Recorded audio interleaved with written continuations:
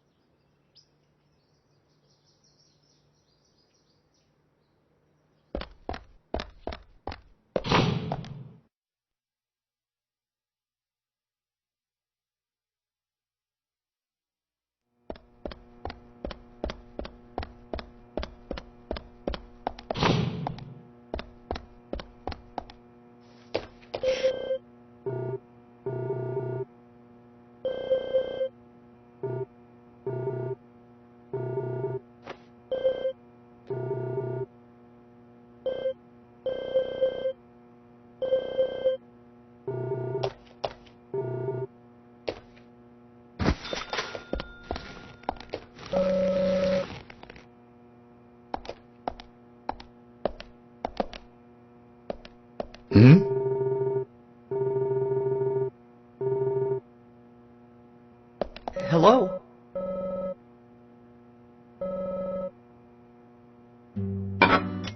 So, what exactly do you want to talk to everyone about?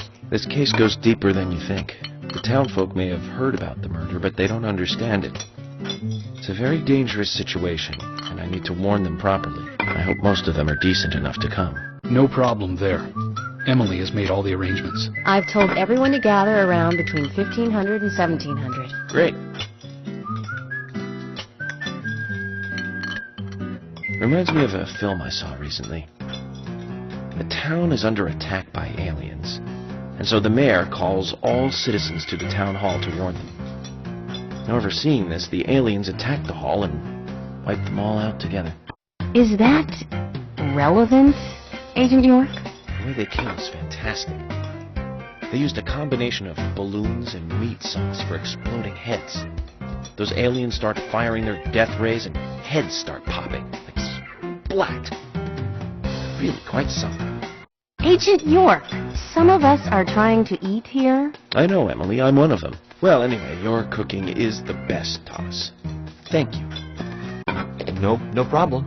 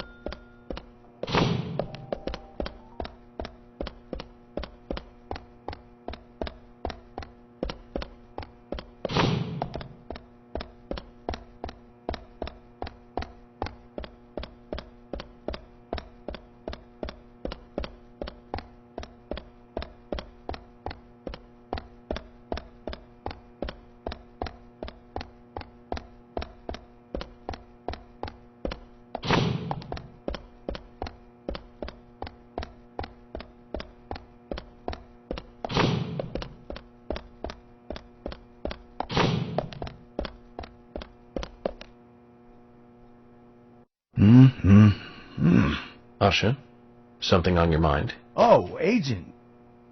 Just the person I wanted to see. I take it this isn't a chess problem. Is it something a little more serious? Oh, yeah, it's serious. I just can't figure it out. Now you've snagged my interest. Tell me more then. It's a question, well, it's more like a riddle that Fiona gave me. Now, you might want to write this down. It's a little long. Ag silver, Na sodium, Ge germanium, Er erbium, Li lithium, Kr, krypton, Ir, iridium, Sb, antimony, Se, selenium, Eu, europium, and Sr, strontium. The elements love you, Doctor. What are these? Elements from the periodic table? Oh, that's right. I thought it was some chemistry problem, but that doesn't seem to be it at all. Please, if you can figure it out, you let me know, okay? Okay, Usha. I'll give it a shot. You let me know as soon as you figure it out.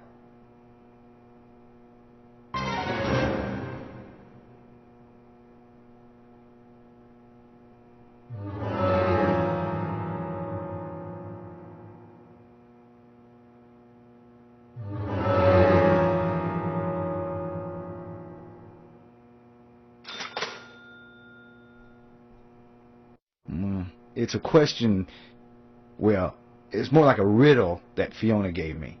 Now, you might want to write this down. It's a little long. AG.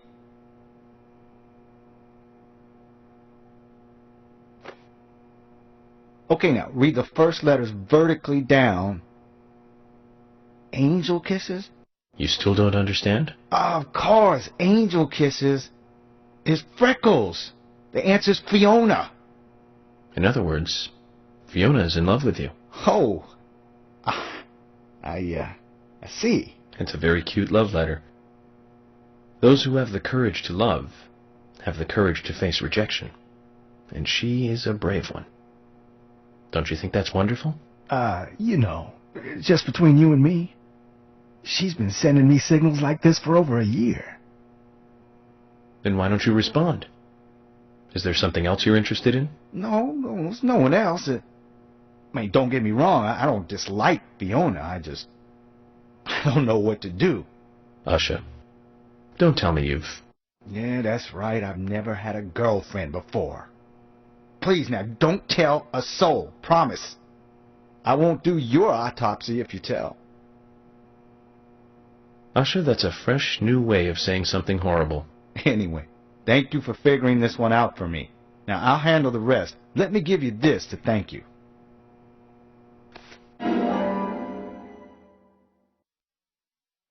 Thanks, Usha. This'll help me keep it zipped, all right? Agent? Nah, don't. Just kidding, Usha. Your secret dies with me. Hopefully in many years' time.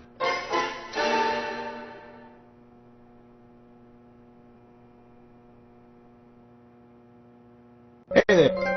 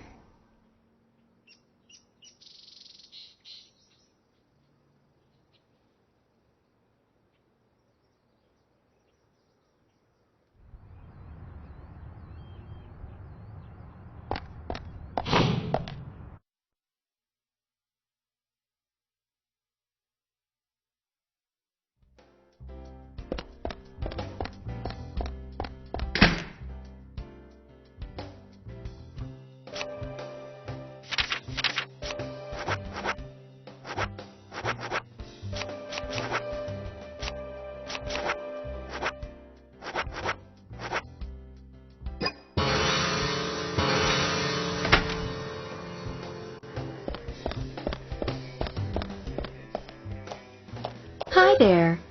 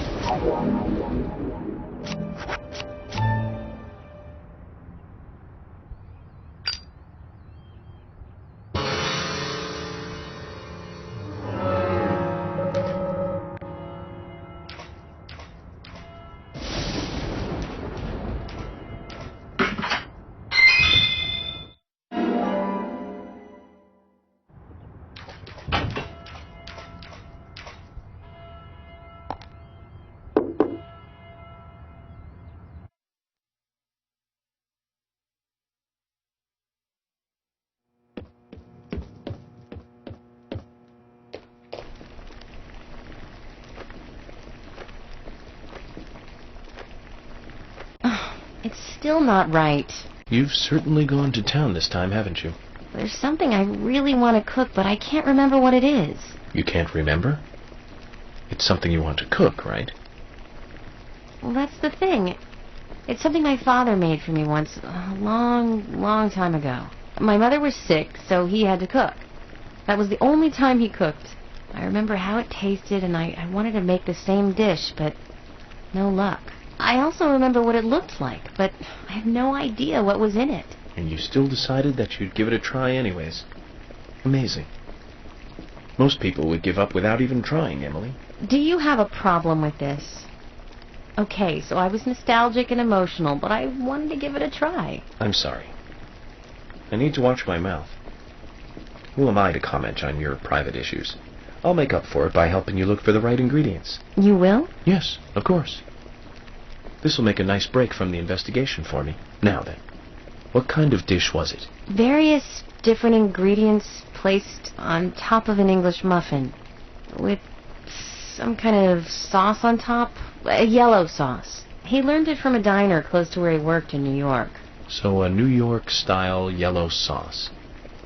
Do you remember anything else? Well, there were two things on the muffins. Something chewy and salty, and something soft with two colors. Okay then, Emily, I think I know what you're talking about. I'll go and look for the ingredients. You try to remember some more. Sounds like a plan. Well then, let's try to recreate this taste from her past. What do you say, Zach?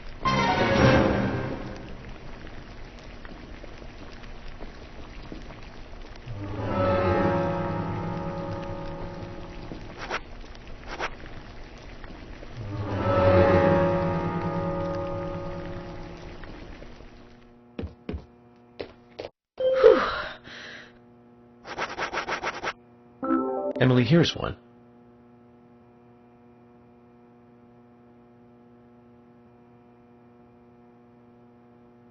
This is definitely right. We're getting closer to how it tasted. Great. A yellow sauce and something chewy and salty.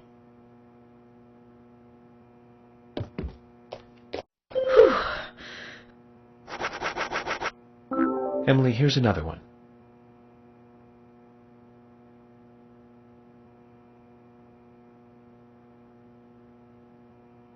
This is great. Now this is getting close. One more step and we'll be there. Only one more ingredient. Something salty and chewy. He cut it with a knife before cooking it, so it must be meat or a fish.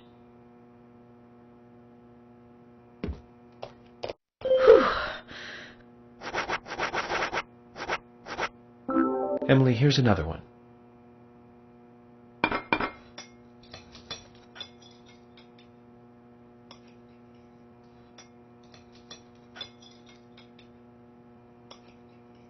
This is it! That's exactly what it tasted like. Eggs Benedict. Huh. The name of this dish. It's a popular breakfast dish in Louisiana. Your father was quite a chef then. What do you mean? This is much harder to make than it looks, Emily. You have to bring it to the table with all the ingredients at the same temperature. And that requires preparation, timing, and skill. You'd have to be pretty good at these three things to make a really good Eggs Benedict. Really? I never thought of him as a skilled cook. I haven't talked to him for ages. We've been kind of separated. I wonder what he's doing now.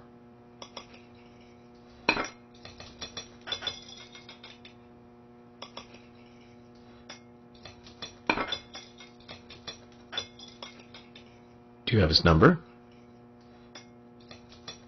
I think so. Probably stuck in the old picture album. Emily, just interrupt me if I'm out of line here, but I'd like to tell you how I like to think about these things. People develop their own personality through interaction with other people. Whether they like it or not, that's how it happens.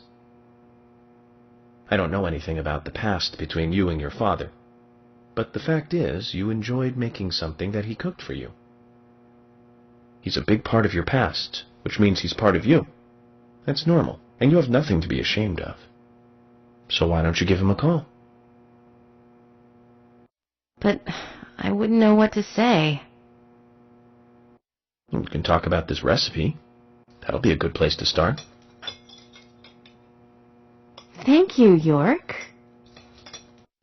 I'll give him a call after you leave. I don't want you standing over my shoulder for this. Okay, good. Here, take this. A gift for helping me with my cooking today, and for everything else.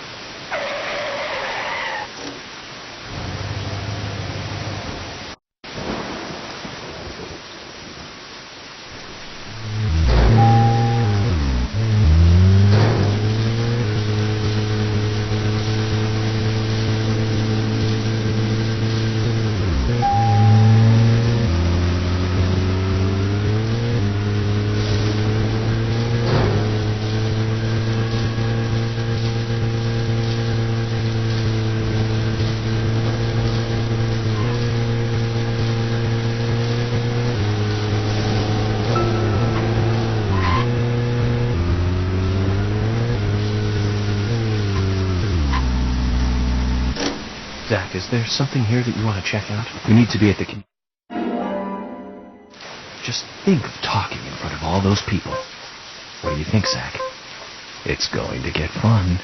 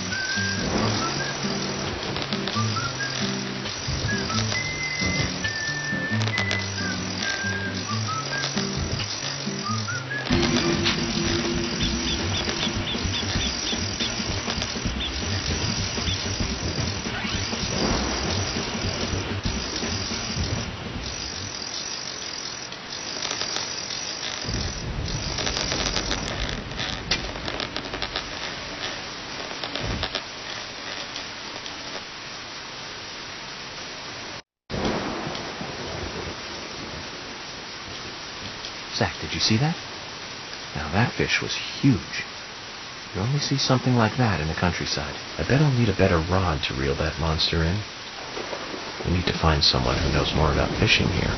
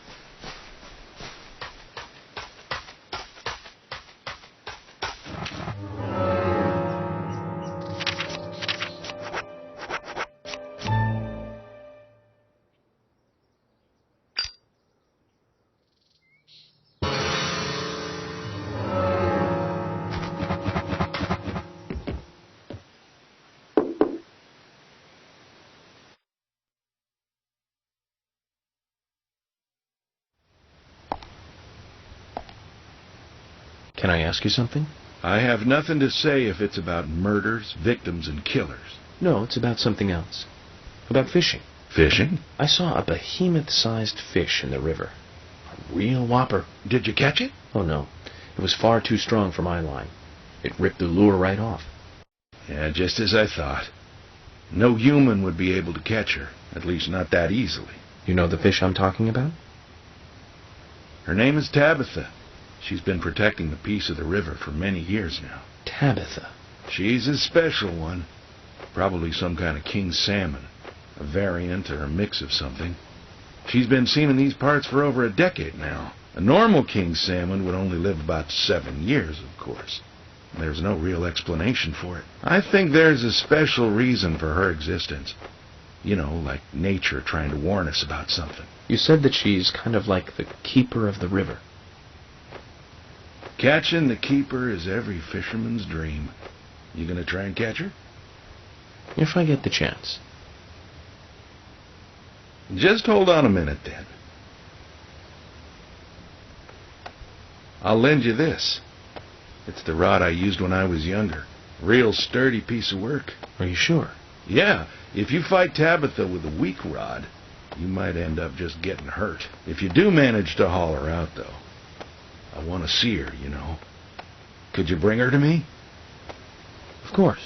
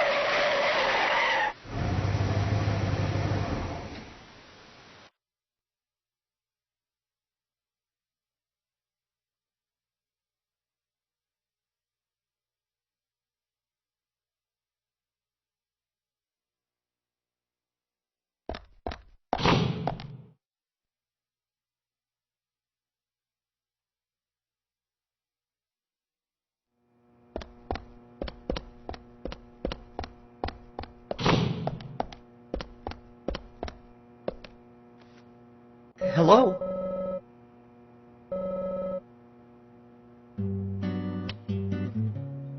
Yeah, that was really funny.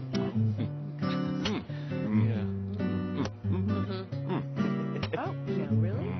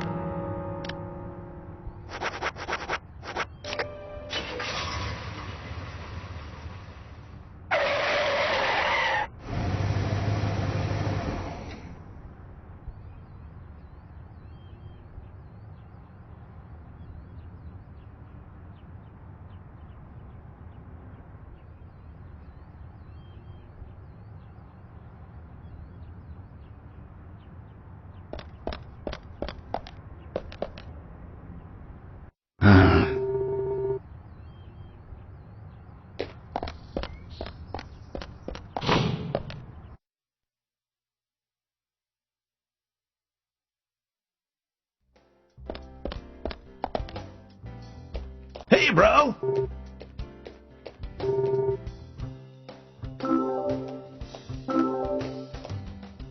Hey, man. The spot on the map is called Cope's Tunnel. It's one of a couple of places in town where, like, spooky stuff happens. I'll tell you a story, okay, man? But, don't go spreading it around. Spirits, they don't like publicity. Back when this place was a lumber kingdom, you know, the rockin' 80s, that tunnel was the main connection from the lumber yard to this town. Every day, huge trailers would like come in and out. Lots of traffic, dude. Of course, some people were like all up in arms. Save our nature, stop pollution, you know. Big business was pushing in here from all over the US of A. Everyone was bickering over the forest. So some of the town people got even more worked up, you know? They started a protest inside the tunnel itself. I guess maybe that was the start of all the bad times. Bad times. Oh yeah, man. Rough stuff and heavy times, man. The conservationists and the lumber workers faced off with each other. Neither side was backing down, and that made things worse. Amid all this chaos, there was a man and a woman who got engaged. Problem was that the man was a lumberjack, and the woman, she was a tree hugger. They rarely ever fought, but then, one morning, they had a lover's quarrel. People think that her love of nature clashed with his profession. But we'll never know what they really were fighting about that morning. The man shouted. He called her an idiot. And then he stormed out and went to work. If only he had known, that would be the last word he would ever say to her. When he finished his work for the day, he got in his car and drove home. When he got to the tunnel, he saw lantern lights glowing faintly. Those fools, not again. He just thought they were protesting in the tunnel again. And to scare them a little, he decided to speed up. He probably thought they'd all scatter so he wouldn't hit them. But the lights didn't move. In fact, one came toward him. A second later, there was a thud, and the lantern flew up into the air. Slammed on his brakes, too late, of course. Then, totally freaked, climbed out to see what had happened. I don't need to tell you who he hit, do I? What's more, in her mangled hand, there was a letter to the head of the lumber mill. A peaceful settlement offer. The woman had no other relatives other than the man. And the lumber mill took no responsibility for the accident. It was going out of business anyways. What happened to the man then? No one saw him again. Some say he killed himself. or simply just vanished. You know, he might still be in the tunnel, weeping over his lost love. So now, some folks say there's a ghost of a young man that haunts the tunnel. I told you it was called Cope's Tunnel, right? Well, check this out. Some people call it Corpse Tunnel now. You better be careful, Mr. FBI, if you go down there by yourself.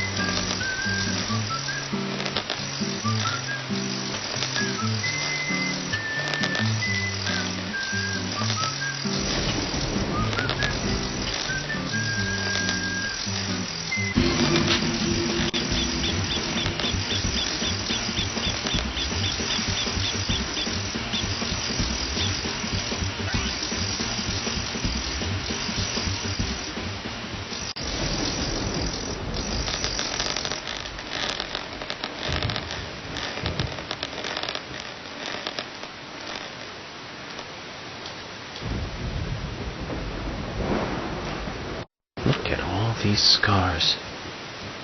You've been protecting this river for a long time, haven't you? I knew this day would come. What do you plan to do with her? I think she'd be lovely smoked. Yep. Smoking your own catch sounds like the makings of a very tasty appetizer. But even the pair of us could never eat this much smoked salmon, right?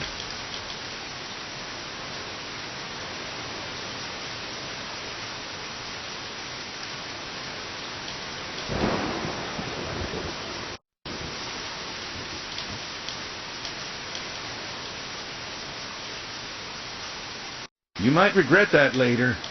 You're not going to see a fish that big again anytime soon. Oh, I have no regrets. I capture criminals, not fish. I bet she was glad, you know. Glad that you're the one who caught her. Just keep the rod. Think of it as your trophy for catching Tabitha.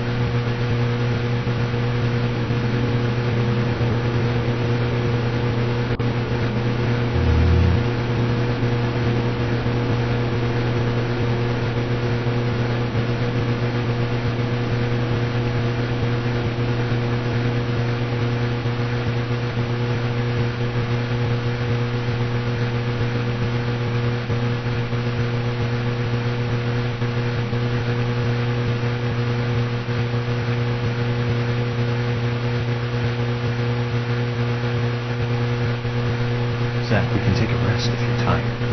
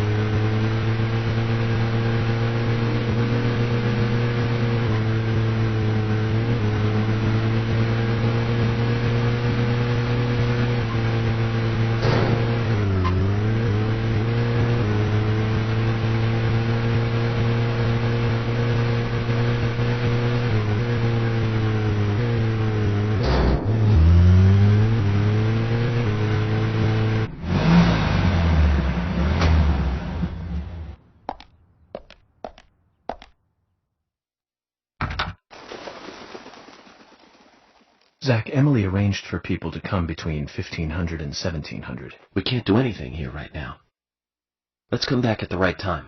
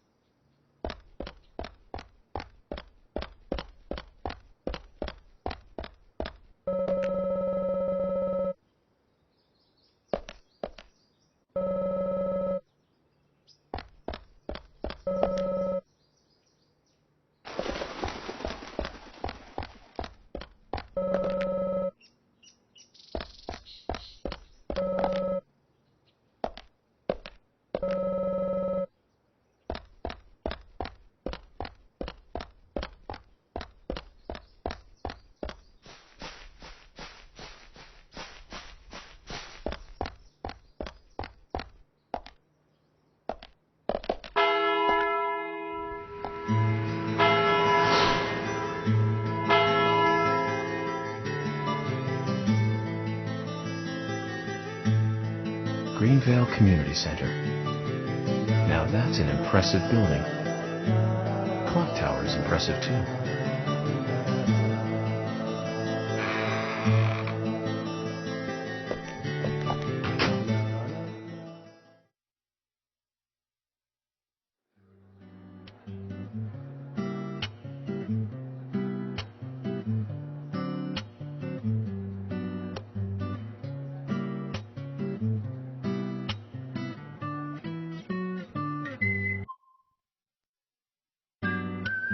Zach, I haven't been on stage like this since elementary school. I'm not some tree in the wind this time either. That was a tough role. That was a piece of scenery. Bright red tree. Thank you, all, for coming today. Getting right down to business.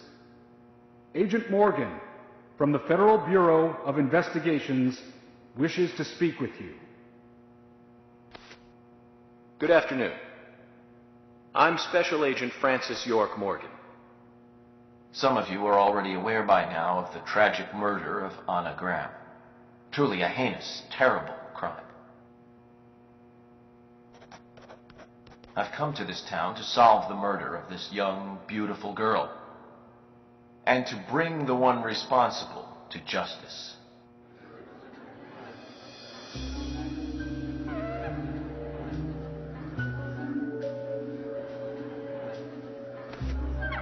Unfortunately, incidents like these have a tendency to happen again. I asked to have you gathered here so I can share some advice in order to minimize the risk of further fatal incidents. Firstly, please, stay away from any dark, dangerous, isolated places.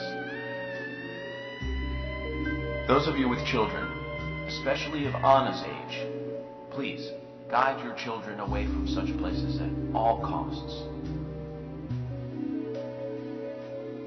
Secondly, avoid going out when it is raining. Now, I've heard the folklore story of the raincoat killer. There is a chance that the murderer is mimicking the story. Women should also be especially careful. I would hate to see more victims.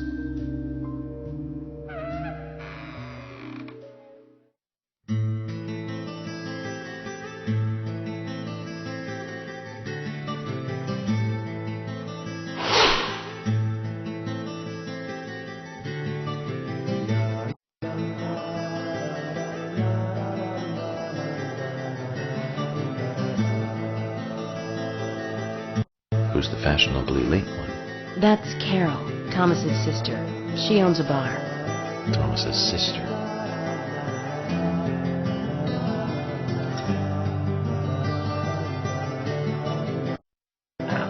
Excuse me.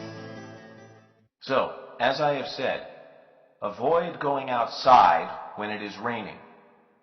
Young women should be especially careful. Report anything or anyone suspicious immediately.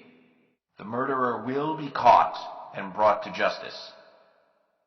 But you must all remain on guard until we do so. That's all I have to say. Thank you.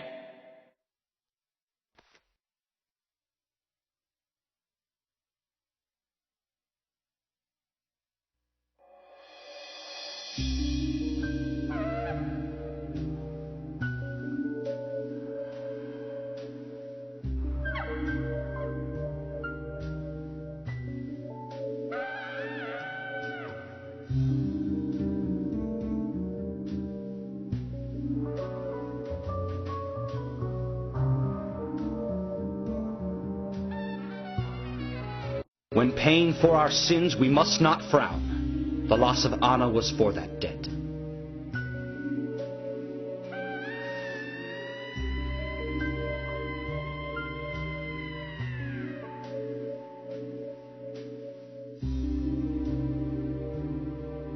When purple fog covers our town, we'll all wander in hell, I fret. So says Mr. Stewart.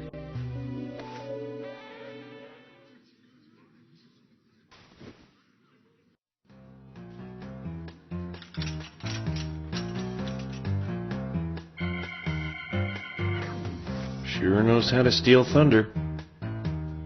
Well then, Zack, let's ask some questions before all these guys leave.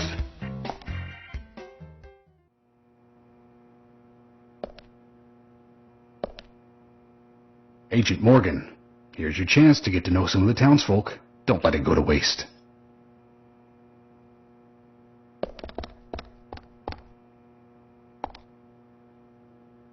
Agent York, your words really made me think about Anna's death again. How could one do such a terrible thing? I'm still in shock. Thomas, I forgot to ask. You don't have a tattoo on your back, do you? Tattoo? I do, actually. But why? Could you show it to me, please? What? Now? Here? Yes, please. This is vital for our investigation.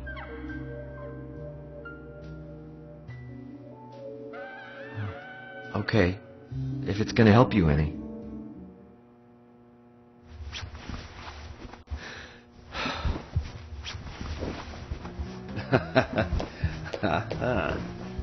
Well, I'm wondering who G is now, but aside from that... Did it tell you anything? It told me that you didn't kill Anna. Of course not. What are you saying?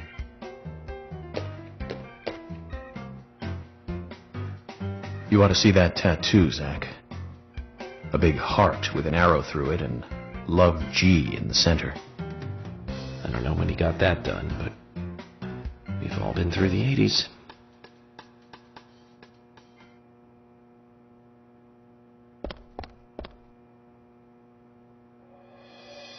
Quite a performance.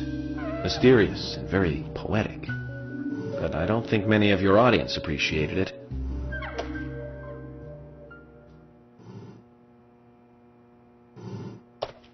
Mr. Francis York Morgan, the purple fog appears with rain, soiling and ruining our town. The evil does not drain. Find out why the town is soiled. Remove the source from which it boiled. Then and only then your case is solved. But for this to happen, to solve the crime, the proper must do the proper at the proper time. It is not yet mine, that is, Mr. Stewart's time, not mine. But if you, Mr. York, find the right timing to chat with me, that is, with Mr. Stewart, may that be. Informative and fruitful, you will see. So says Mr. Stewart. So, Harry, you know something. But there's some reason why you can't tell me yet. Is that what you're trying to say? Cut the poetic rubbish, Harry, and tell us what you know. We could force you to talk, you know.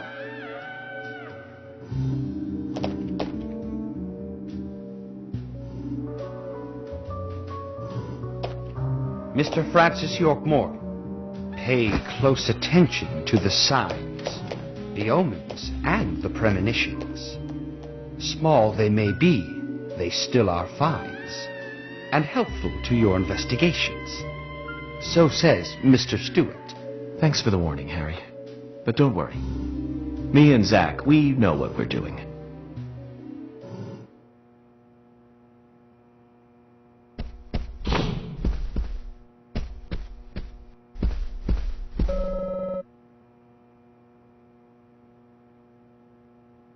Quint, you're here too.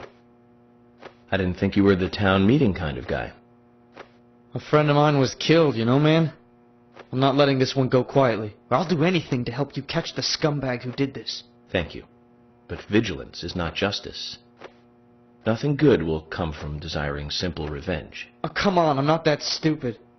But I'm frustrated a bit just thinking that there's nothing I can do about it. We each have a role, purpose in life, raison d'etre. Don't forget that. I know. Just don't preach to me. You're sounding like my old man. Zack, wow. I'm in shock like a weasel in an electric chair. He just made me realize that I must be getting old.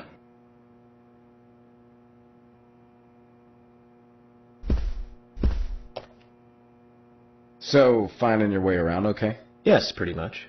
But some people are hard to get along with. People problems, huh? I thought city folks were used to things like that. There's lots more people in the city than there are here. Well, that's true. But I started simplifying things a bit. Here's my new way of thinking. It's simple, really. There's only 3 types of people. Criminals, victims, and investigators. Everyone else are just vegetables. Vegetables called other people. You really are strange.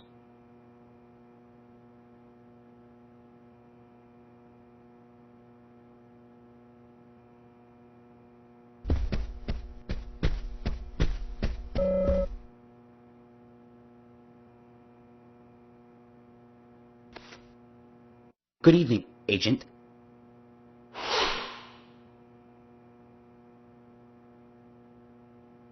Good evening, Mr. Brian, the gravekeeper. Brian. Mr. Brian. I like the retro look. Auditioning for Little Grave on the Prairie? Anna. Oh, she was so beautiful. Too soon. Too soon to go to the grave. So sad. So sad. I totally agree. That's why I'm here, looking for the one who did it. Were you close to her? Anna, her smile, so warm. Anna, blonde hair, so bright.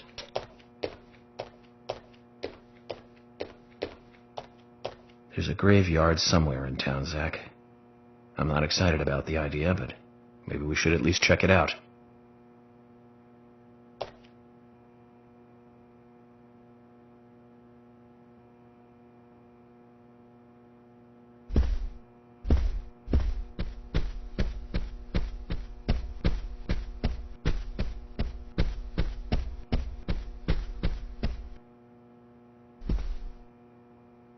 Agent York, you make any progress? Of course, plenty. Tell me, Usha, when is Anna's funeral? That's still undecided. Sally isn't really in any condition to do it right now. Her mother? I don't see her here. Anna was her sole reason for living after her husband was deceased. Well, she's probably huddled up at home. And I should probably take some time to pay her a visit. Well, yes, you should. And I'd appreciate it if you could, too.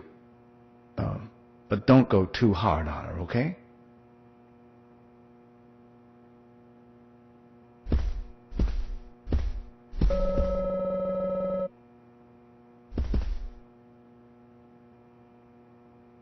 Are you getting closer to catching the murderer? Hello again, Fiona. Good to see you here. Well, Dr. Johnson told me to be here. He said it would be important. Well, that was good advice. He may be young, but he seems like a wise man. Oh, and he's a very hard-working person, too. Everyone thinks he's some kind of weirdo, but I don't think so at all. People don't understand why he's in the autopsy room all day. But I do. He's doing research to make the world a better place in the future. You know, he already made a fortune in LA with his career. I did not know that. You didn't? Oh, the doctor is a very rich man. He has a really big house over by the lake. Amazing, Zach. You must be loaded. Rich and young. A perfect combination. But you don't get that feeling from him at all, do you? He doesn't show it.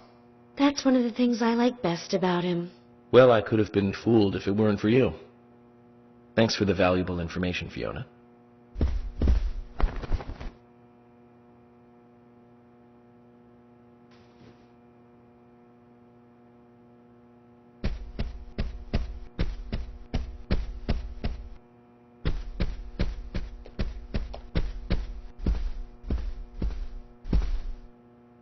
I've nothing to say to you. I haven't asked you anything yet, Jack. Shut it! I might open up if you introduce me to, I don't know, a Ben Franklin or two. Oh, what a creature. Guess there's always someone like him in every town.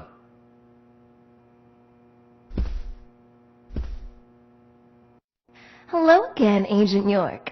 How are you? Good, thanks. And you? Oh, I'm feeling pretty good today. Well, that's good to hear. Do you have any information that could help me out? Information? Sounds difficult and not my kind of conversation. Anyways, you should come by the gas stand again.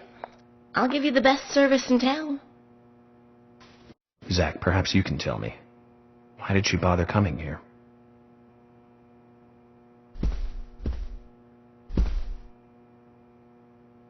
Jim, thanks for your help in the forest. How are Isaac and Isaiah? They're fine. They really seem to love their grandpa.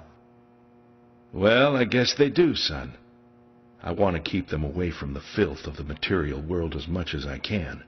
Their mother agrees, which is why she lets me take care of them so often. And that's why I want you to solve this case quickly and go home. Those rumors about that scar of yours do more damage than good around here. I guess I reek of the material world, don't I? I have to, in order to do my job. But I understand what you mean. I'd think the same if I was born in a place like this, Zach.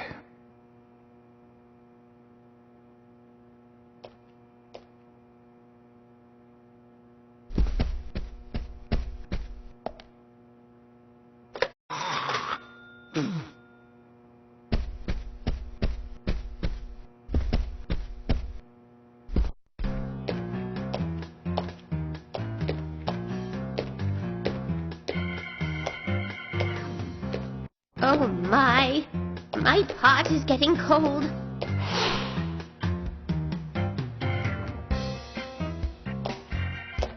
Hey, mister, my pot is getting cold. You are... who? What are you saying? I'm Sigourney. Sigourney. Sigourney. Okay. Now, what is the matter? Can you explain? No time for chatting. I need to hurry. My pot is getting colder. Oh, you're useless.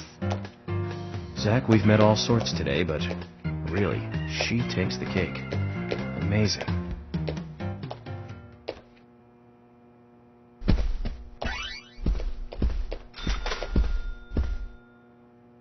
Mr. Morgan, you're quite an impressive public speaker. Really? Thank you, Polly. You reminded me a little of a play I saw when I was younger. What kind of play? I'm talking about back when this place was still called the Mercury Theater. When I was young, I used to come here often with my husband. God rest his soul. We'd come on the weekend to see the latest play.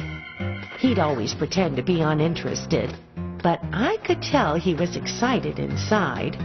He was just one of those kind of guys, really, thinking about it now. Really, Polly? So what's your favorite play? Oh, well, I like so many. There was one in particular, but I can't recall the name anymore. Oh, it was a very famous one, too. Something by Shakespeare? Oh,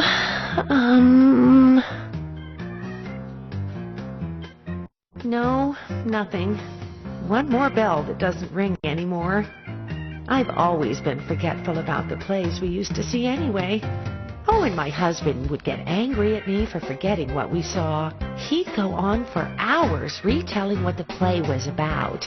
His eyes were so sparkling, like a happy young boy. I see. So, what's your favorite play? Oh, I almost forgot, Mr. Morgan. We're going to have another guest soon. I have to get back and get things ready. Sorry for having to hurry away. I'll see you back at the hotel. Zach, I think she could embarrass the toughest of the FBI's interrogators. She successfully avoided answering my question, Zach. Amazing.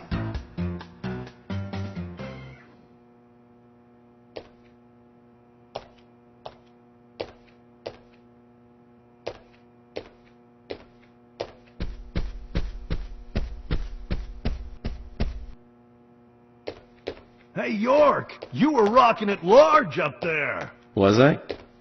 I haven't been on stage like that since elementary school. You made me think, man, like, things can't go on like this. We need, like, some action or something. I was pretty psyched up, you know, before you got on stage. I was like, dude, a real psycho in town. Pretty sweet gig. But now, I mean, dude, that lunatic could be any one of us, man. I don't want to think of that whack job coming after my family. Makes me shudder all over, man. It was way too heavy. You'll catch him, right, FBI? Of course. But you need to be able to take care of those you love, too. You're right, man. Right on the level. I need to do what's right for my family, man. You lit my soul, man. Thanks, FBI.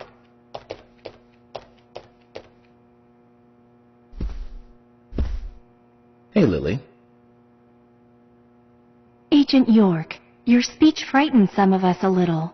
You should work on being more sensitive with words when talking to groups. Really? I tried my best to be gentle. So, have you noticed anything strange or out of place recently? Just Becky, really.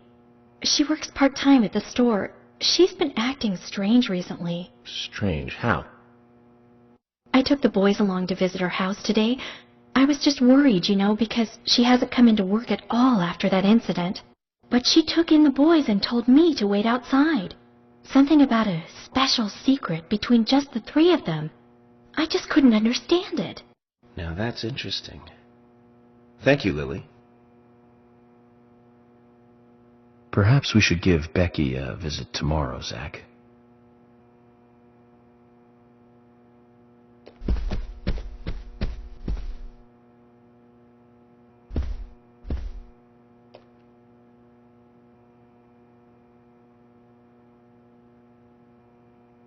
I'm FBI Special Agent Francis York Morgan.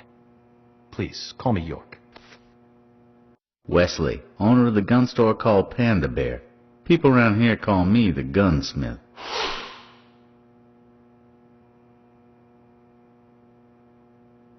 Was there something you want to ask me? How do you make a living running a gun store in a place like this? I'd be worried because there can't be that many customers. Worry gives a small thing a big shadow. I do gunsmith work in my shop, too. If you got the skills, the customers find you.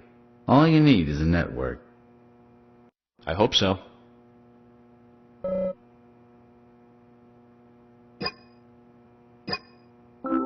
You've got quite a selection here. No wonder people come from all around. Even today, a customer paid me to go to Seattle for some help. I just got back. I see. Well, I'll be sure to visit your store sometime. I'd like for you to take a look at my gun. Understood. Look forward to it. The shop will be open again tomorrow. It's usually open from 2000 to 0600. See you then.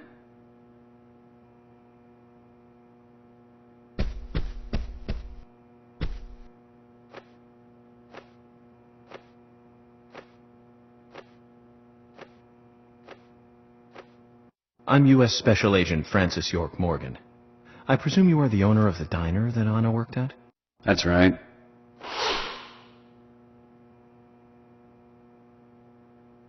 I'd like to ask you a few questions about Anna Graham. Did you notice anything strange about her prior to the incident? Nick, are you hiding something? No, nothing.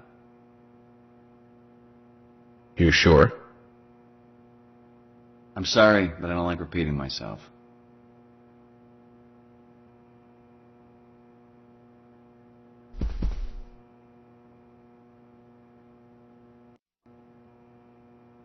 Can you tell me if you noticed anything strange about Anna before the incident? Well, I'm not sure if this will be of any help, but... Anything, no matter how small, could be of help. Well, you see, the diner closes when it rains. Many shops do that around here, as you might have heard. Anyway, Anna always seemed unfocused the day after it rained. And came in late, too. It was almost as if she used up all her energy the day before. Come to think of it, that was really strange. Did that legendary monster really kill her? It wasn't a monster. Just a criminal. Criminal I'm going to catch and bring to justice.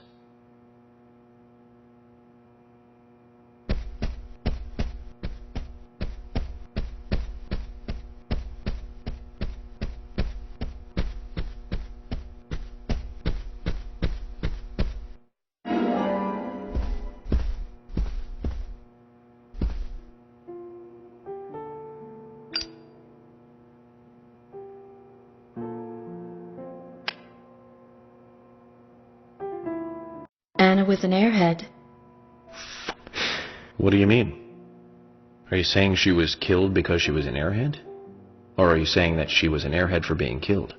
I'm sure she's still an airhead, even in heaven. She changed her hair every day.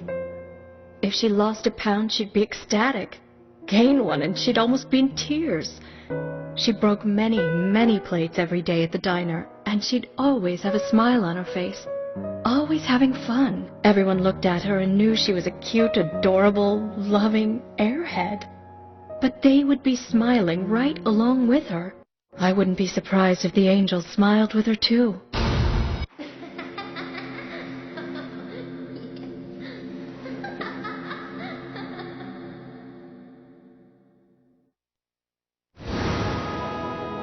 Isaac and Isaiah said that Anna was a fairy of the forest. A goddess.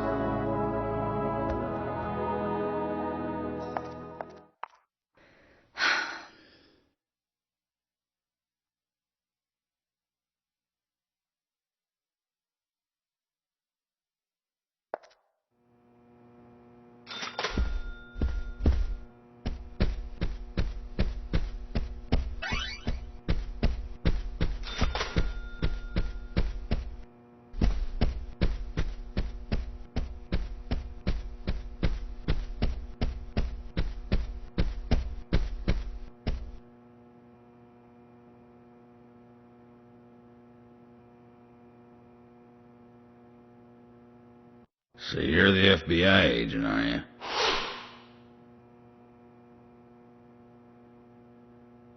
I'm FBI Special Agent Francis York Morgan. I'm the general. I fought for my country in the Vietnam War. A real-life war hero. So why are you living here? Soldier, this is my hometown. After a man returns from war, there's no place to go other than his hometown. Your little speech, you mentioned the raincoat killer. Was that a problem? You imbecile. The raincoat killer's no myth, not mere folklore, not a fairy tale. It's based on actual events that happen in this town. It is. I'm interested. Can you tell me more about this? You kids today don't even know how to ask for something right. Soldier, if you want to hear more, you come to my office. He literally exudes raw power, Zach. Despite the credibility issues, we should give him a visit. One thing, though. Calls himself a general, but isn't that a sergeant's uniform?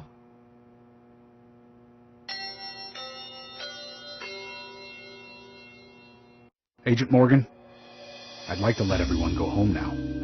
Let's go outside.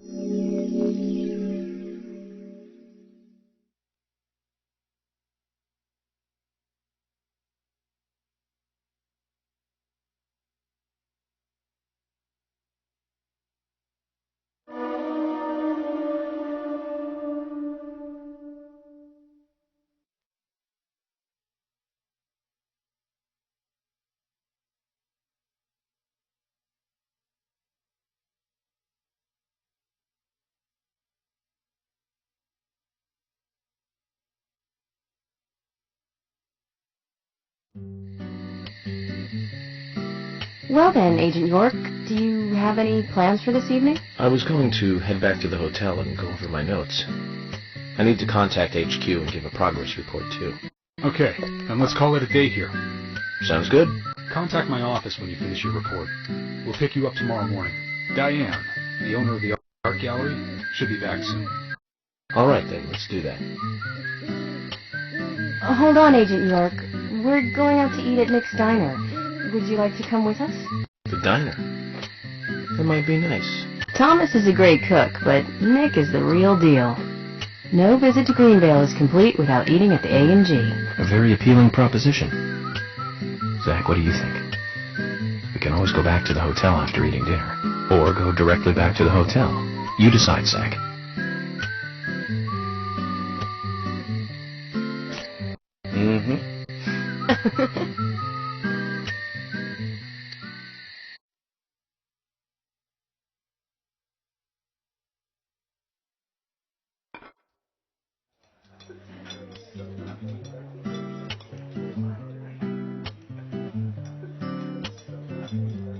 I've been sheriff here for a long time now, and this is the worst murder I've ever seen. Our town is a little odd in some ways, but it's usually a peaceful place. We had our fair share of cases, but just the regular stuff. A high school kid shoplifting from the milk barn, maybe, or some hot-headed kids fighting, fueled on liquor. Nothing more than that. Agent York, what kind of cases have you dealt with in the past? Not much different from those you've just mentioned. The case I was on until last month, well, the guy killed 7 girls in a 3-month period. He sawed their heads off from the neck and took them back to his house. He cleaned the skulls up and used them as utensils in his daily life, to eat from or as a urine cup.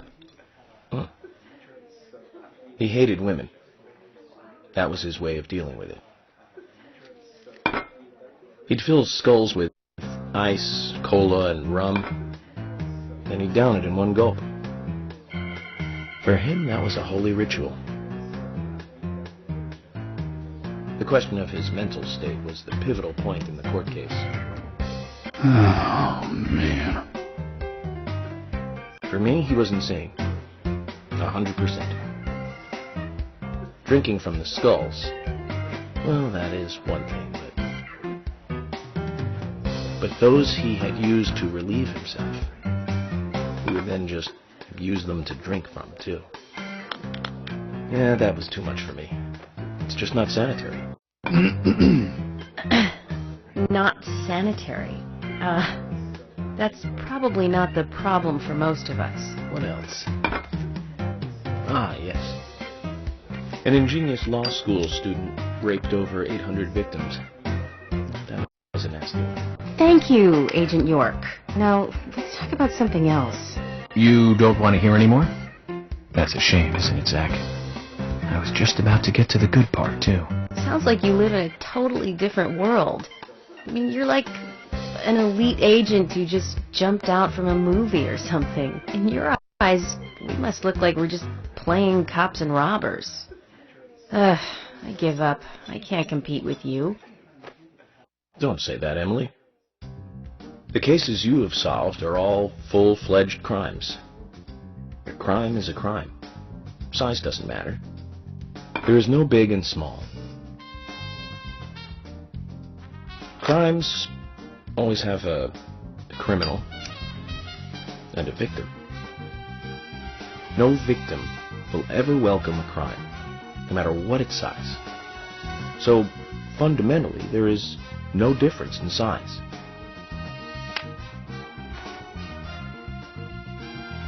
Well said, Agent Morgan.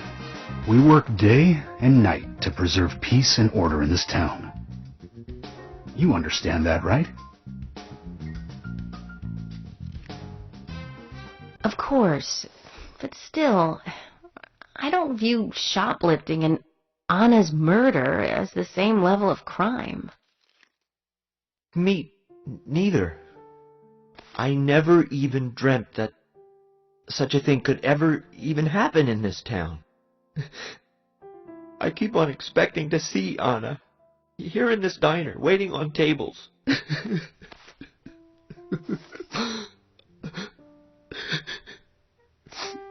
Excuse us, Agent Morgan. We should have made dinner a more uplifting experience. Let's call it a night. Okay. Good night, then.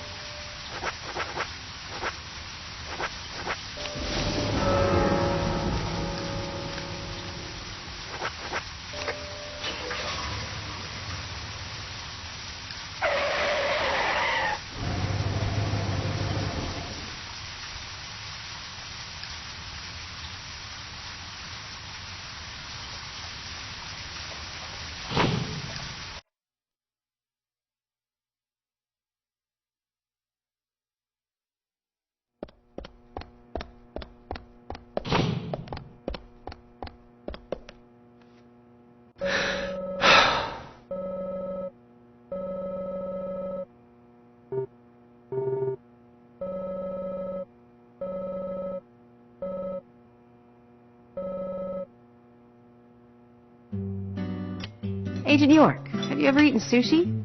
It's Japanese. Sushi? Yes, many times. I visit a sushi bar almost every day when I work in New York. I really like sushi. I ate it for the first time the other day. It does taste good, doesn't it? I believe it's a dish that even I could make. What? Sushi? That's raw fish on top of rice, right? What the hell is there to really like about that? I don't see what's so good about it. Then why don't you try it sometime? It really is delicious. What kind of topping do you like, Agent York? I think I like salmon the best. Yes. A nice fatty piece of salmon is always nice. I like tuna, too. Impressive, Thomas. But then I'd expect no less. Tuna is a great choice. Simple and plain, easy to eat. I like lobster best, I think. Its texture when raw is simply fantastic. Salmon, tuna, and now lobster? You eat all these raw? I can't believe it. There must be a more tastier topping than that. Oh, yeah? Well, what would work for you? Tell me, George, what kind of sushi topping would you like? Okay, hold on a moment.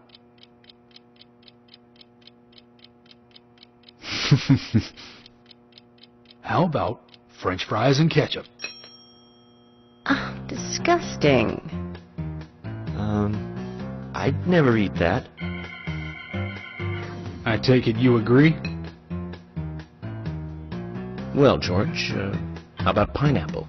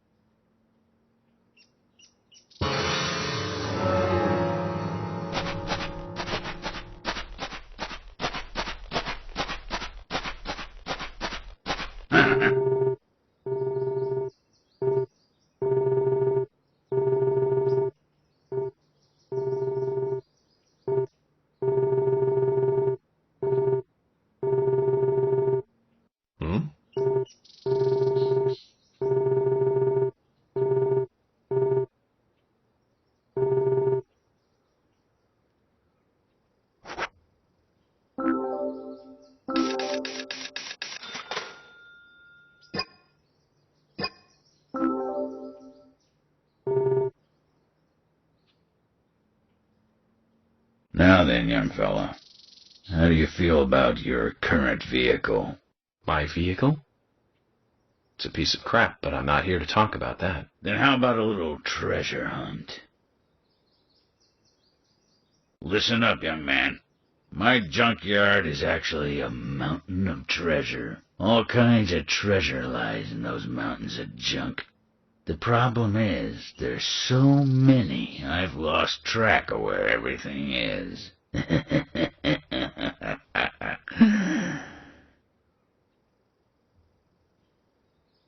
You've caught on already. I can see it in your eyes. I need you to head out in the yard and find certain things for me.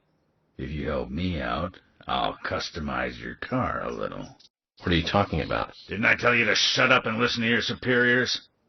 Now will you do it or not? I don't see any reason to refuse. Well said. First, I'll need some low gear parts. With that, I'll be able to boost the engine of your car. You'll find one around E5. Go! Don't just stand there, get going!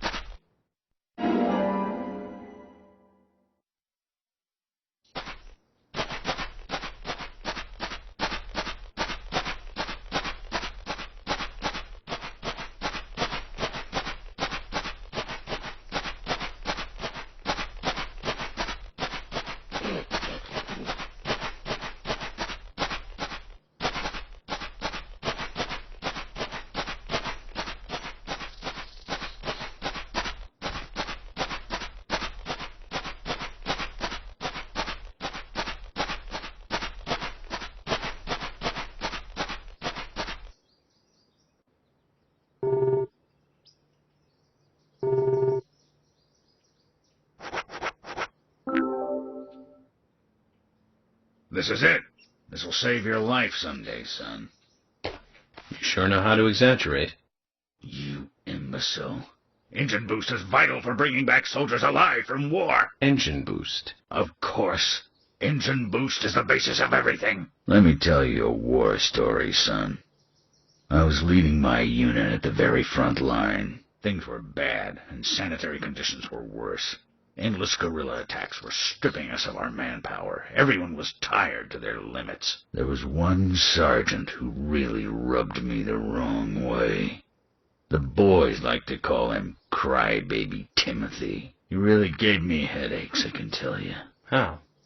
Just by breathing. His posture was bad. He was weak, slow, easily distracted. I have no idea who thought he was capable of combat in a war zone. He endangered the lives of every member of the unit. Stomach pains. The worst stomach ache ever. Every one of us. It was just cooking. He was using food that was contaminated. I flew into the dugout toilet like an Apache chopper returning to base. I have to tell you, it was a close call. My engine was boosting. And that's what got me there safely, right in the nick of time. What happened to the unit? You really want to know? It was a terrible sight. Powerful, athletic men reduced to walking dead, blinking like crazy, shaking with pain. Their confidence and self-esteem were all crushed. They almost didn't recover. An interesting story. So you see the need for engine boost now, do you? I'll keep my side of the promise and get to work on your vehicle.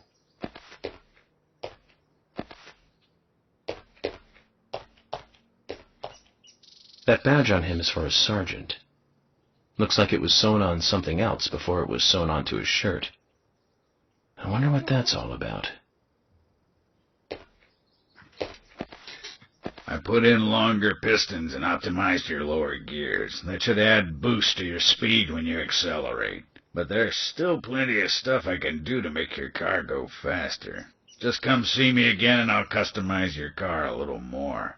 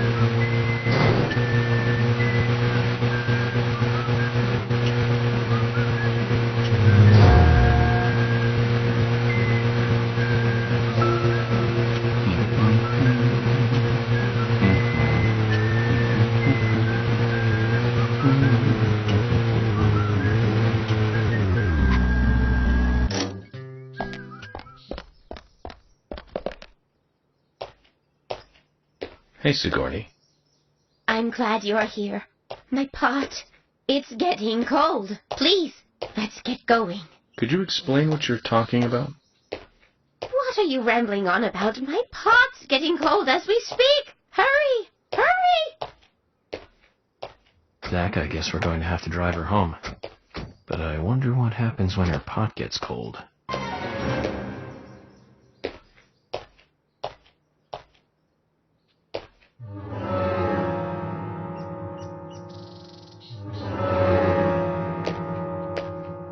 Now, get the car going!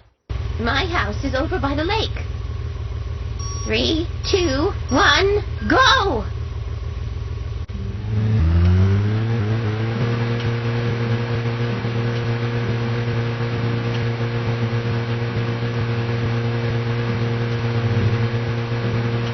Why aren't we there yet? Could you step on it? If we go this slow, my pot is going to get cold.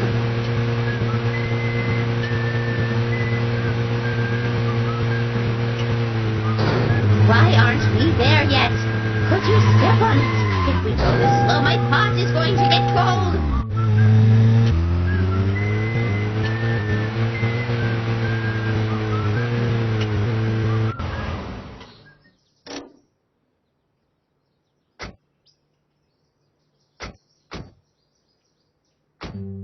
Oh, thanks to you, my pot is still warm. I'm glad to hear that. Don't get so excited, will you? Keep your voice down. What, are you going to tell me a secret? The pot knows everything. Hears all.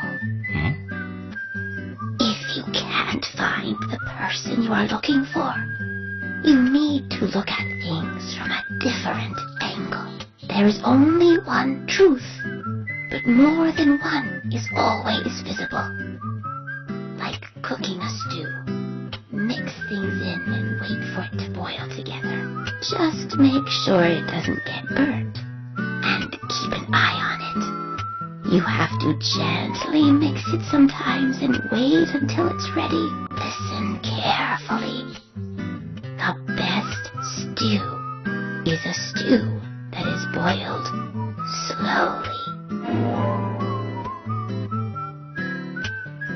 Oh my! My pot is getting cold again! Did you have to talk so long? Oh!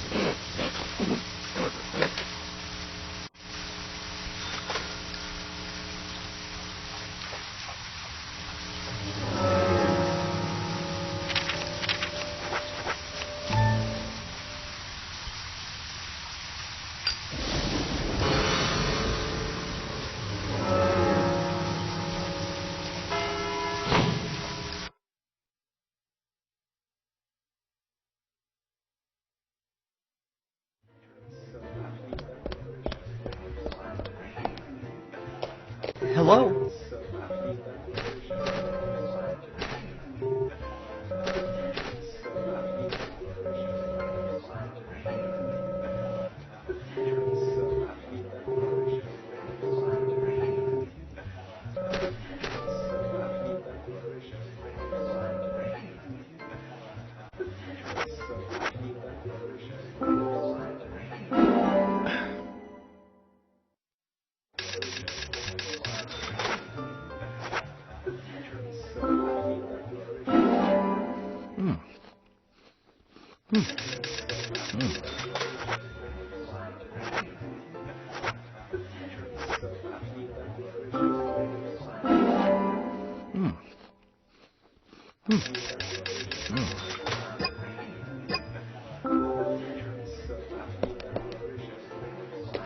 Hello?